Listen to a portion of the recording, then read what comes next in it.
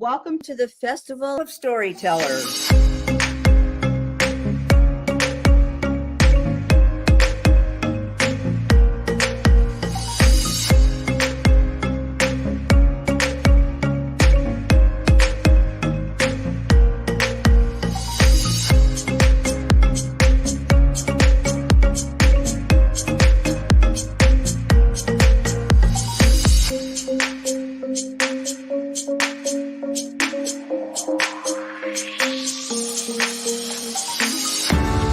I can't tell you how excited I am to be on right now.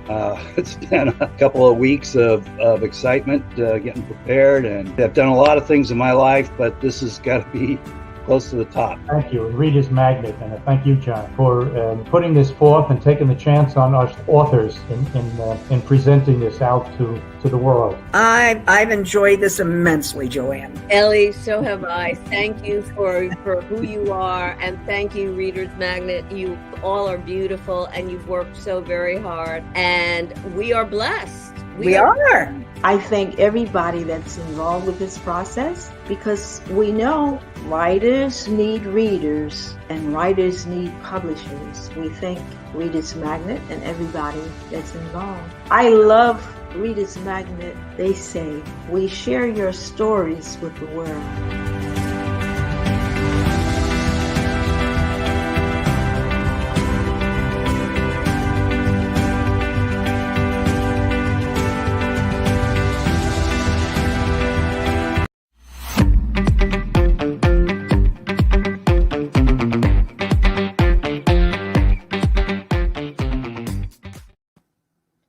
Hello, fairgoers, and hello, everyone. Welcome to the Festival of Storytellers. My name is EILEEN, and I'm the author of the book, The Fourth Princess, which is available on Amazon.com, and the soon-to-be-released Forgotten Prince, which will be available hopefully by Christmas time this year, if not for sure, the beginning of next year. I am so excited to be here. I love this festival. It's been 2 weeks of crazy fun. I'm just enjoying myself, and I hope you are too, actually. That's what Reader's Magnet is doing this for you, so that you can experience our stories and have meets and talks with us, so that you can get to know us better and get to know our stories and our ideas, and maybe find something new that you can appreciate. So I am enjoying this festival. It's great. I am thrilled and honored that you guys are here at my booth. Thank you so much. And it's been a whirlwind. It's been crazy, but I love it. I love it all. And I'll do it again in a heartbeat for sure. So thank you so much for being here. Just a little housekeeping thing. I love questions. Today is all about me. And that feels so awkward just to say, but it is. This is my author of the hours. Well, no, that's not what it is. This is the all about the author session. I talked a little bit about myself last Saturday, and just wanted to share a little bit more about me so that you could get to know me. And through understanding me, you understand my writing just a little bit more. So in my book, just to recap, in my initial book, the Fourth Princess, I have a whopping 2 sentences as my biography. I love to write. I love to talk. I love to talk about myself. I love to write, but I don't love to write about myself. It is very boring to me. It's not my favorite thing, but I would love to just share a little bit more about myself with you. Also, so just if you have any questions, please post them right here on the chat. Oh no, this chat. Post them right there on the chat, and I will get to them. I say this every broadcast, and I will say it again. I love to talk. Everyone who knows me knows I do, and I have no problem doing it, but I would rather talk about what you want to hear. So post those questions so that this session is more enjoyable for you and I don't have to guess and try to read your minds. It just goes a whole lot easier when that communication is going and I get to know a little bit about you and you get to know more about me. Hello, Fairgoer22. Wow, that is an awesome name. Hello, Fairgoer2222. I love it. Welcome. It's good to see you again. I'm so glad you're back. Thank you so much for coming back to my booth. That just tells me that you love me and that makes me feel special. Anytime someone appreciates something of me, I can't help but be happy because we all want to feel appreciated. So thank you so much, Fairgoer2222. I just love saying that, 2222. Hello, Fairgoer2220. Hello. She said, they say, hi, EILEEN. Nice seeing you today. I only got time during the weekends. Well, thank you for coming. That's why I'm doing this. That's why I'm doing so many broadcasts so that I can reach some people who are only available during the week. And I can reach and talk to you guys that are available on the weekends. So I'm so glad to do this and be here for you. So once again, this session is all about the author and you guys getting to know me a little bit more and my writing process. I'm going to touch on a couple things that I meant to talk about in the last session on Saturday. If not, I'm going to touch on those, and then I want to answer your questions. I want to talk about what you want to hear and maybe get to know each other a little bit better and know a little bit more about you because I appreciate you guys more than you know. Otherwise, I'd just be sitting here talking to myself, and it's fun, but it's weird to do that. It's not really socially acceptable. But anyway, I love writing. It's my new passion. And this is the story I want to share with you. It's actually a very old passion that I got out of the habit of. And I'm only now writing and going to school, I am learning more about why it's so important to me. So, brief recap. I am a full-time student. I am in my last semester of my bachelor's degree, earning my bachelor's degree in psychology, which would explain why a lot of my writing is it usually takes place up in my character's head. I care more about what's going on in their heads than what they look like or where they are. It's that inner struggle, which I think we all can relate to. Everyone has an inner struggle. And so I get pretty psychological sometimes in my writing. And I write for teens or young adults because I do a lot of volunteer work through my school. Through my church. I'm tired. Can you tell I'm tired or nervous? One of those two. Maybe it's a combination.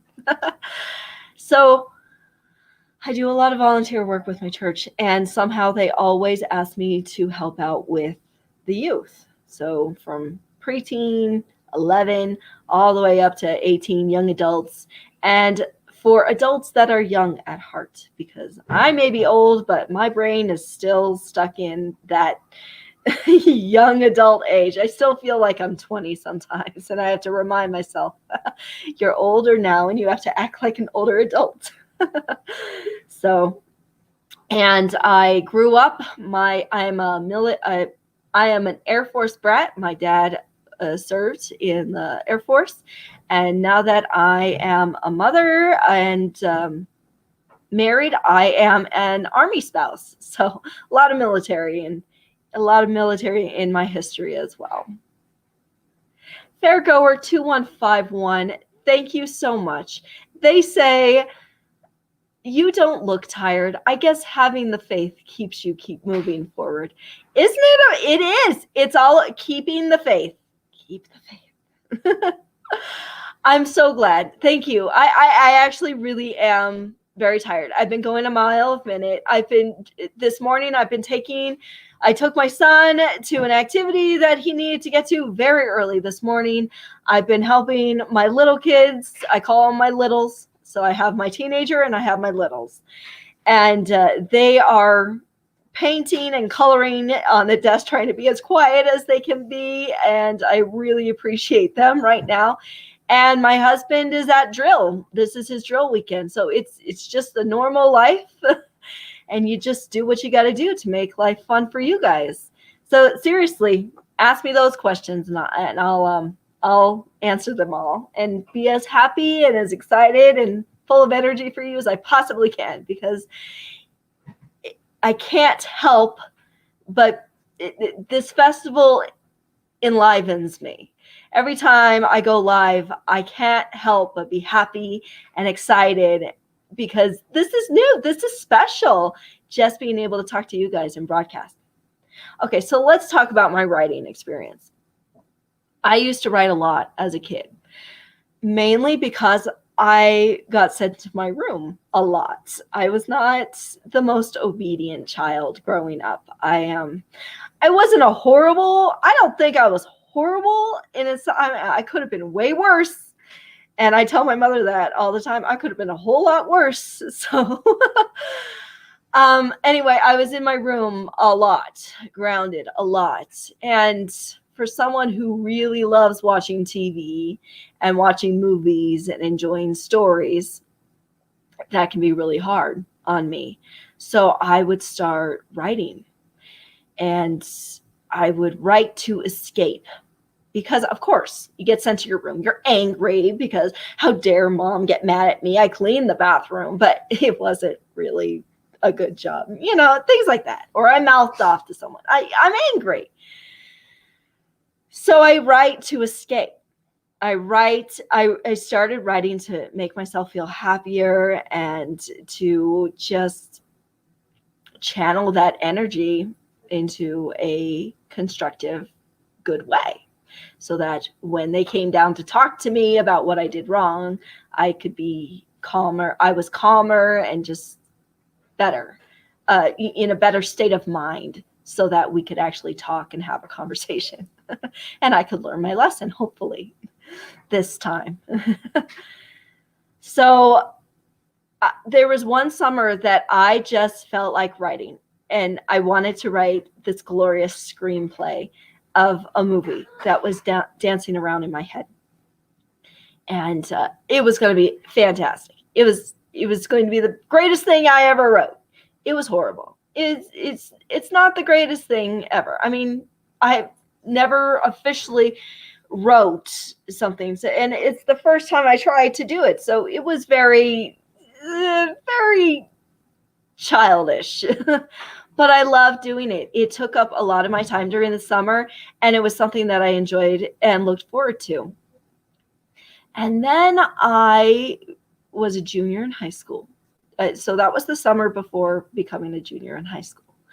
And I got this teacher, this English literacy teacher, that normally I love English. I loved English class because that's when you get to read stories and analyze them and write your thoughts and things and be a little creative.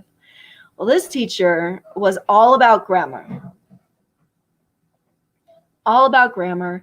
And if you didn't have your grammar right, you were not good you were not going to succeed in his class. And grammar is very hard for me. I think during that time, none of my teachers never really focused on grammar. And so I had like basic knowledge of grammar, but not like extensive, this is how it's properly done grammar. And that's what this teacher expected from me. And I was clueless. So you're taking an infant in grammar and expecting them to write as a high schooler. And I just, I was not. I went from a straight A student to a C student in that class. And it scared me. So of course I'm getting bad grades, and my parents, who are both teachers, immediately notice and go, well, what's wrong? And I tell them, and they wasted no time going to the parent teacher conference meeting and wanted to talk to him because I'm doing fine in all my other classes. What's her problem in this class? And he said, she's just not very good at her grammar. And my parents could appreciate that. They know I'm not. They're not going to sit there and say I'm amazing when I'm really not. They're going to be honest. And I remember my mother explained all this to me, told me this whole story. She said, well, I don't see why she's that bad in your class, because she loves to write. She was writing all summer, and, this is something she really appreciates. And I think it's something that she's starting to become passionate about. And that my teacher told her that girl will never be a writer. That girl will never be a writer. Which, once I heard that, it broke my heart. I mean, I had no plans to be a professional writer, but I was really enjoying my writing. And then to hear that my professor thought I was a horrible writer, and that what brought me joy was actually just terrible and just a horrible thing. So I stopped writing entirely. I tried to find other things to make me happy, but I just failed. I filled up my time with other things and going out and hanging out with friends and doing other things. But I never really felt that same passion as I did while I was writing. But I never pursued it because I had that voice stuck in my head. Never be a good writer. So time went by. I got married, and I had kids. And during that time, I got very sick. And mainly, I got sick with Crohn's disease. I don't know if you know about that, but it's an autoimmune disorder that attacks your digestive tract, specifically your colon. And it just, medicine would work, and then it wouldn't work. I just kept becoming immune to these things, these techniques that were supposed to make me happy, or is supposed to make me better, right? And I just kept getting worse and worse, and I never understood why. And I've always been this stressed out, very worried person, and not getting better just added to all of that. Anyway, I remember being very sick, but I was also pregnant with my youngest child at the time. And I didn't know, I just was lying on the sofa not knowing what to do with my life. And that's when Kaylee came in. She was a friend of mine who would drop by every once in a while and just hang out. And she's also was one of the youth that I would work with in my church. And so she would come by and just be nice to me and just hang out. And we talked, and she gave me the idea to start writing, which I've told that story countless times, especially here at the festival. And I got the idea to start writing. And when I started writing, I just followed her advice and just started writing. And it was like night and day. All of my energy, my frustrations, my worries, my fears went into my writing. And it was awesome. I felt that joy, that spark again. Like, this is what I'm supposed to be doing. And I didn't think I would be a famous author or anything like that. And I still don't expect that. But it was so liberating for me.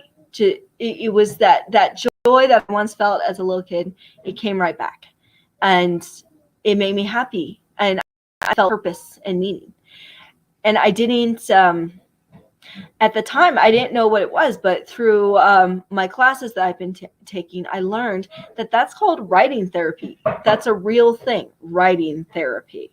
And it's stuff that people, that people use to it's a real meditative practice that helps us focus in on the moment and channel our emotions and get it on the page so that it's not weighing down on us anymore. And it just kind of clicked when I learned that. I'm like, oh, that's why I love writing, because instead of being constantly stressed and frazzled and worried and thinking about this and that and all this other stuff that's going on in my life, have that moment, that time when I'm focused on the story and being creative and not worrying about anything else. And it's exactly what I was missing from my life. And it's something that it's something that my family have come to appreciate, because when I'm not writing, I'm not this happy, bubbly person.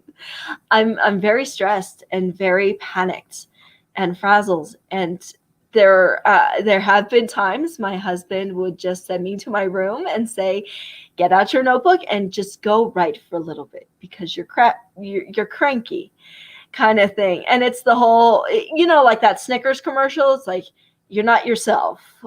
Eat a Snickers. You're not yourself when you're hungry, right? And there's my plug, Snickers. I want some money. No, it's Snickers, or at least send me some. But yeah, it's like that. It's, EILEEN, you're not yourself when you're not writing. So go write and then come back when you feel better, So now that's what I do. I write, and I really was just writing for me. And then I started writing for my kids. I wanted to have something special to give to them, a piece of me that they could have long after I'm gone, and that they could share with their families and their friends. And it's a little piece of me that they can appreciate and hold, a tangible piece of me that they can hold in their hands, kind of thing. And honestly, I thought I was done after I didn't even think about publishing until someone told me I should. So I did. It's amazing how much I do because people tell me I should do it, because I never get these ideas. Other people give me ideas, and then I decide whether or not that's a good idea or not for me. So I published The Fourth Princess, and I was like, okay, I'm done. And then I had surgery, and I was lined up for surgery because all of that panic and worry and stress, strain on my insides, it just, even though I was writing, it wasn't enough to take care of my medical issues. So I had to have a surgery. Actually, I had multiple surgeries. The first one was, I had it, and I was not in a good place mentally. And I knew I had stopped writing. I was just trying to get through the day and just trying to stay alive, essentially, and not just do what the doctors tell me. And it really I was in a bad place, a really bad emotional state. And I learned now that was actually a traumatic moment for me, going through all of my surgeries and having to deal with it and handle it. That was a small version. I mean, I don't want to compare my trauma to other people's trauma, because I know that there is massive, horrible trauma out there. But this was traumatic for me. And for some crazy reason that I honestly don't remember, I started writing again, and it helped. I started to feel more like myself again. I started to channel my energy, channel that frustration. And that's where The Forgotten Prince came from. All of that frustration, all of that anger, that misery, and and then after my second surgery, when things started to get better, all of that joy and that passion, that excitement, that went into my story as well. So I write what I feel, because it helps me get through my day. It helps me make sense of the world. it helps me stay in a positive, happy frame of mind, because I really am just taking all of this crazy and frustration, all the negativity, throwing it in a story and transforming it into something with a happy ending, something positive, making my hero learn from it and grow. And that's another thing in the Forgotten Prince that's going to be out soon. It's taking that negativity, finding meaning in the darkness from our dark moments, so that we can thrive and become better in the light. So that is my writing story. That's why writing is very special to me. Whether I become famous or not, I'm still going to write, and I'm still going to I'm just not going to write, because it's the best thing that's working for me, and I love it. I appreciate it. And my family appreciates it, and I hope you appreciate it, especially if you read my books and you enjoy them. I mean, that means the world to me. Knowing that other people not related to me, not my friends, strangers that have read my book and appreciate it and love it, that is the highest honor I can receive from anyone, I feel, because you really are just taking a part of me and liking what I have to say, liking saying that you appreciate me. And I love that. I love to feel appreciated. I love to feel loved.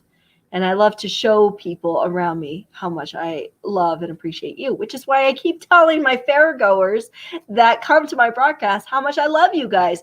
And I don't just say that. When I say things, I'm a horrible liar. So I don't just say things just to say things. When I say I really appreciate that you're here, and I appreciate your comments, and I appreciate that you're supporting me and helping me out as an author, I mean it. I am nothing without you. Well, I am still me, but I'm not a successful author without you. So I 100% am thankful for you guys. Let's just come full circle, since it's the Thanksgiving holiday. I am 100% thankful that I was able to discover this talent, and it's helped me personally. And I am so thankful for you guys, my readers, people who are here supporting me and appreciate what I'm doing. So thank you so much. Let's check out some of these comments before I move on. Here supporting me and appreciate what I'm doing. So thank you so much. Oh no. Okay. Sorry, technical difficulties. Never had that happen before. All right, Fairgoer 2222 says, I can totally relate. I wrote diaries when I was younger. Yes, I can. I'm right there with you, 2222. My mom was all about journaling. She wanted us to journal and record our stories. Well, my stories are boring. Well, at least the reality, always felt like my real life was boring.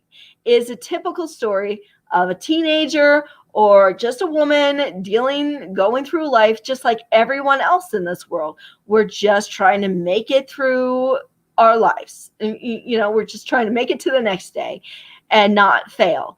And if we do, we wake up the next morning, we try again, and we try to do better, kind of thing.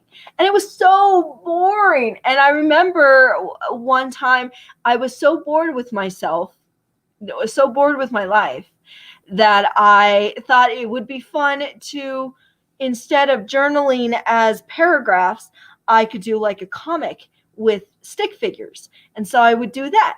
And I would record events, good events that happened in my life, with stick figures. And all of my friends had a stick figure attached to them. In the back, I had a glossary so that everyone knew who was who. Oh, my favorite stick figure here. I'm just going to tell you my favorite stick figure. One of my friends, he's gorgeous, just handsome Latino. It's everything. He was the whole package. Gorgeous.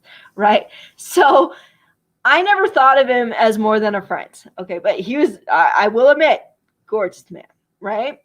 Anyway, so he always had like this little pack of girls that was fawning over him. So as my stick figure, I would always draw him.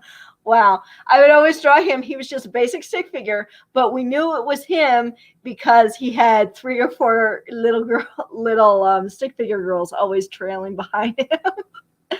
So just little things about that. That's how I try to make my journaling more fun. And then when it still wasn't fun, I started making up stories. And really, that's where my writing took over. I started writing just flat out fictional stories because reality is boring to me. I have to deal with it all the time, 24/7. So if I'm going to read or write something, it's going to be creative, it's going to be different, and it's going to be something totally different from what I'm experiencing at this moment. So thank you, Fairgoer2222. Mira, are you planning to write a memoir? Nope, because memoirs to me are boring unless there are some good, interesting memoirs out there, but my life, I just said, it's not the most amazing life ever. My life just feels like someone else's story, and I just get to be a part. I don't feel like the main character of my life right now. I feel like I'm just a normal human being who's going about my life and taking care of my family and taking care of my kids, making sure my husband is doing well and that we have a good relationship going on. Just trying to be happy in this world. And it's a good story, but I would rather write about fantasy, things that are up in my imagination than what's going on in front of my eyes. Fantasy is always more fun than reality for me. So sorry, Mira, but memoirs are not really my thing. I prefer fiction. Mira also says, I never thought that you have that background. I never thought you had that background. Down points of our life isn't easy to overcome, but you did it by sharing your published books. You are one amazing woman, EILEEN. You just motivated me to always move forward. Oh, Mira, thank you so much. Yeah,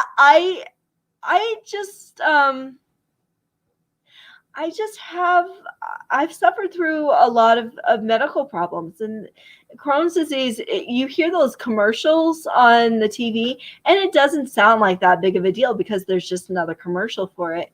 But I was blessed. I don't do anything halfway, apparently. I experience all my emotions in the absolute extreme. Very rarely am I just very mellow and just not caring. I feel everything. I just am really passionate about a lot of things. And so why would my medical history be any different? Let's go out with a bang and make this as exciting and dramatic as possible. And that's what was going on. I would get, they would give me some medicine, it would work, and then my body would become immune to it. And then it didn't help that we were in the military. And once I finally had a good doctor and we finally had a good regime that was working, we had to move and literally had to start all over again with a new doctor who had new ideas and new perspectives. And doctors don't like to talk to other doctors, or they do talk to other doctors, but they don't like to admit that the other doctor was right. I mean, that's just my personal experience. I'm sure there's amazing doctors out there and I love them. I just wish I had more of you in my life instead of some of the doctors I've had to deal with. So yeah, it got to the point that I was immune to almost everything, and that's why they said it's time for surgery. And I had an initial surgery, and then I had to have that nasty colostomy bag for a few months. And then I went back in to be reattached. And those few months, It is not a time I like to remember. And the only reason why I am telling you about it now is because my friend Kaylee, she and I were talking about what I should talk about during my sessions, my broadcasts. And she reminded me of all this stuff and told me I should share it with you guys so that you really understand what I was going through. And I, just like my prince in The Forgotten Prince, I had blocked that part out of my life. I don't like to remember it, but I need to share it. And I'm learning that from my classes as well. I need to share stories like this so that you understand the full spectrum of where I'm coming from, and that if there's anyone out there who is suffering or has that negativity wearing down on them, maybe it can help you rise up and become happier, choose to become better, things like that. EILEEN, Mira, thank you for your comment, Mira, because that means the world to me. I am going to copy and paste that and send it to me so I can see it on my phone every morning. Honestly, I'm going to do that. Thank you, Mira. Mira also says, EILEEN, not to spoil the viewers here, but I wanted to know if the rebellious princess ended a happy ending with Prince Wendell, or can you give us a hint? Oh, there's no question. I write happy endings. There is a happy ending. I'm not going to tell you what the ending is, but I write happy endings because I think fairy tales deserve happy endings. Again, real life is sad enough. I mean, real life is real life. Sometimes we have happy endings, and sometimes, no matter how hard we work, things just don't work out.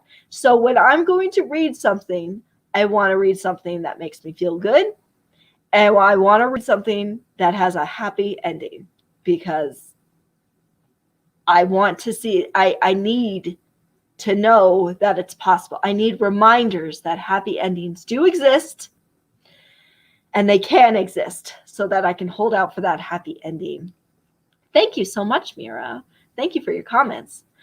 Okay, so I am going to share with you, I'm going to take a few minutes to go walk you through my entire writing process.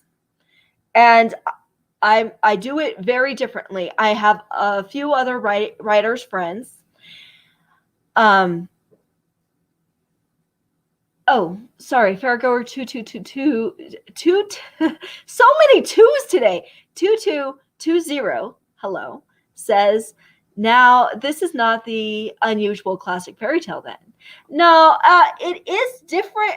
Okay, so I do hold on to fairy tale themes like I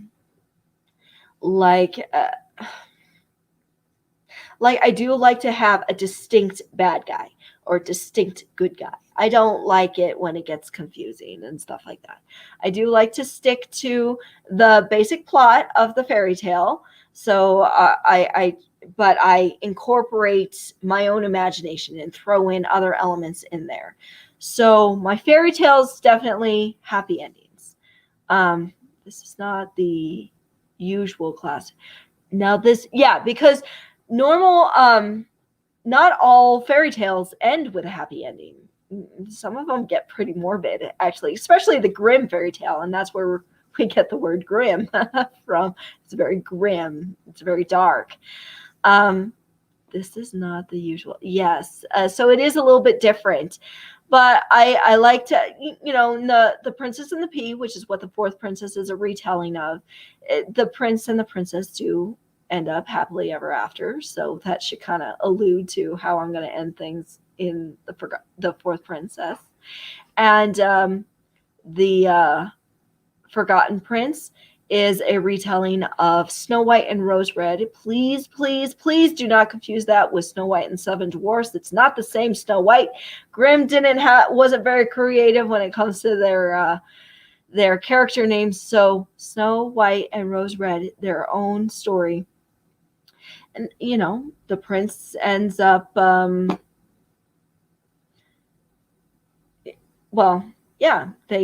all end up happily ever after. So there's the ones that I've chosen. There's happily ever afters there. So, Okay, so let me walk you through my process. I do this differently. A lot of my authors, they have their own little format that they follow. I don't have a format, or I have a format, but it's a very random format. Okay, so you know how sometimes you get a song stuck in your head and it just keeps going on and it drives you absolutely bonkers, right? Well, the same thing happens to me, only I have scenes that get stuck in my head. Scenes like a movie scene, only it's my imagination and it's just me putting together some of my ideas. So I get these scenes stuck in my head, and I learned once, someone told me once, that to get a song out of your head, you listen to it all the way through. From the beginning to the end, just listen to it all the way through, and then your brain is like restarted, like your mind is like, thank you, that's what I needed, and then it moves on to the next thing that it wants to focus on, right? So that's how it works with my writing. I get these scenes stuck in my head, and then when I have time, I write them all the way out and put them on paper. And once I do that, it's out of my head, and other scenes start popping in. And so I'll write that down, and then I'll write that down. So I write down the things that are on my mind, whether it's at the beginning, the middle, or the end of the story. I never write in order. Okay, I'm all over the place. Even my college research papers, I don't write in order. I do the intro last. The intro is last. I just go all over the place. And somehow I end up with a very fluid paper that's organized and concise. So that's how I do my book writing. I have all of these ideas. Once I have enough scenes typed up, I take them all and I shuffle them around and put them in order. And then that's when I form an outline. And I start to fill in the gaps in between the scenes, saying what should happen. And so I'll fill in these gaps, and then I'll start taking each little part of my outline, and I'll write about that. And then I'll just keep slowly filling in until I have a story from beginning to end. And then when you write this way, editing becomes very important, because that means that you're going to have a lot of plot holes and a lot of character development that you didn't really develop. You just assume that people know that they're good now, or that they were frustrated here, but now they're good. But why? Kind of thing. So then I have to then I print it out. Here, let me show you. Here's this kind of special. This notebook, my 5-star notebook. Again, 5-star. I'm putting that plug in for you. Send me notebooks. Here's your 5-star notebook. I have to have the 5 subject notebooks. And here's my G2 pen. G2, send me that. My G2 pens, because they write, and they have to be fine point, because I have to write. I don't like typing my thoughts. I like writing my thoughts, because writing goes faster than typing for me. And then when I write it all out. It's not very, you can't really see, but yeah, there's my writing all in there. And I like the 5-star because they have pockets. And in my pockets, I have little scenes that I've written while I was away, or while I was away from my notebook. And so I was able to I can put them in the pockets. So it's crazy, it's random, and but it works. It works, and it's all, I like it all in one notebook like this kind of thing. So and yeah, I was working while I was writing The Fourth Princess, The Forgotten Prince. After my second surgery, I felt a whole lot better, and I needed to make a little extra money at the time, so I started working. And during my lunch, I would write up scenes that would just pop into my head while I was working. And so my coworkers thought I was crazy. They would get scared when they saw me writing because they thought I was writing bad stuff. And I'm like, no, I'm just writing what's in my head and just processing and just having fun kind of thing. A little bit of joy in the working world. So yes. Fairgrower2151 says, same here. I prefer writing than typing in a computer, even if I have been working in an office for years, typing kind of job. Yeah, I that's what I did. A lot of secretarial work when I graduated from high school and started entering the workforce. It was usually the receptionist or secretarial or data entry kind of thing. So I was always on the computer. So when I'm home, why would I be on the computer? I will write with pen and paper. And it's just, the ideas flow better for me and my eyes don't get as tired, and I can easily cross off and move on. It's just easier for me. So thank you, Fairgrower2151. And hello. I don't think I properly welcomed you. So hello, welcome to the booth. Okay, so once I have this, and I feel like I have written everything, then I type. Then it gets grueling because as I type what I see, I edit. So I edit while I type, and it's it can be frustrating, and that's where the process, the time eats up for me, because it'll take me a while to just get through a paragraph, because I'll type it up and I'm like, no, I got to fix that. No, I got to fix that. And so I'm editing while I type. So that is my first edit there. And then once I get everything all typed up and I feel like everything's good, then I print it up. Here is the Forgotten Prince, my manuscript, my first manuscript. And you would think that this is it, right? You would think that I would be done, but I'm not. I keep editing. And here, let me show you. Let me show you if I can even find it. In here, there's, okay. In here, here's my, here are some of my edits right there. This is called my red editing. Always start with red. I start with my red editing, and I go through and I edit everything with my red pen, and I red pen it. And then once I've made it all the way through and I'm happy, I'll go through and I fix it. And then I put it away for a few weeks, sometimes months. Sometimes I forget about it entirely. And then I come back and then I read it again with a green pen. And then I green edit it. See here. Green edits. So that's my third edit, I guess. Green edit it, right? And even then, there's more. I go back and I tweak some more and all that stuff. So then I have that. And here's something that I forgot to mention. I have this. This is my book. That my husband, I told you he was in the military, in the Army. He has all these little field books that you get. Yeah, field books that you get. He has a bunch of them. And so he gave this to me. This cover was initially supposed to be for my calendar that I would always have. I would have a tangible calendar to keep everything straight. And now I use my phone because it's easier. So he said, well, here, use my field book, put it in there. And that's when and this fits right in my purse. So when I'm out and about, or I have to wait in the waiting room for doctor's appointments, or, the DMV, when you're waiting there for hours upon end, I start writing. Where is it? There. Yeah. So I'll just write as I'm waiting, and then bring it home and type it up, kind of thing. So I always have something to write with, so that I'm never bored. I can always stay busy.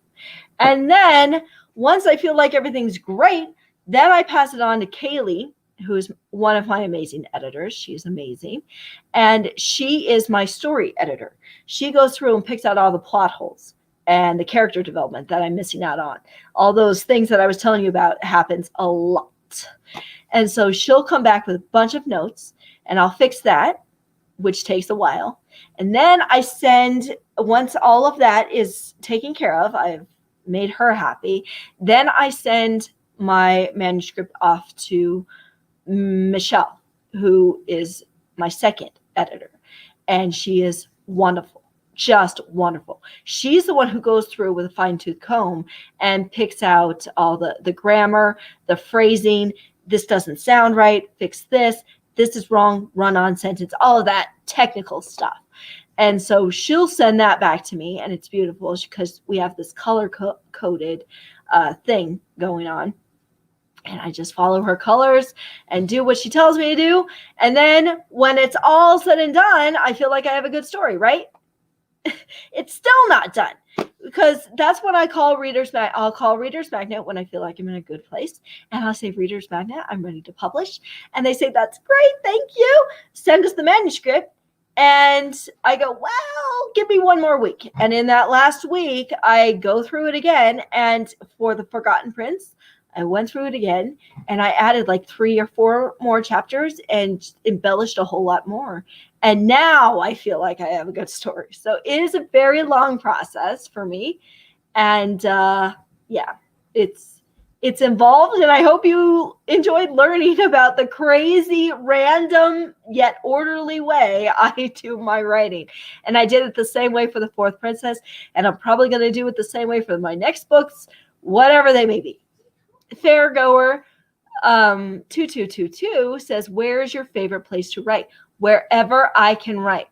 I have written in a break room. I have written at the park.